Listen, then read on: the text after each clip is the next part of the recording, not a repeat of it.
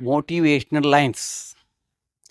ವಿಶ್ವಪಿತ ಮಹಾತ್ಮ ಗಾಂಧೀಜಿಯವರಿಗೆ ಸ್ವಾತಂತ್ರ್ಯ ಪಡಿಬೇಕು, ಸ್ವಾತಂತ್ರ್ಯ ಪಡಿಬೇಕು, ಸ್ವಾತಂತ್ರ್ಯ ಪಡಿಬೇಕು ಅಂತ ತಲೆ ಕೆಟ್ಟುಬಿಟ್ಟಿತ್ತು. ಹಂಗೆ ನಮ್ಮ ಯುವ ಜನತೆ ತಮ್ಮ ಜೀವನದಲ್ಲಿ ಏನಾದರೂ ಸಾಧಿಸಬೇಕು.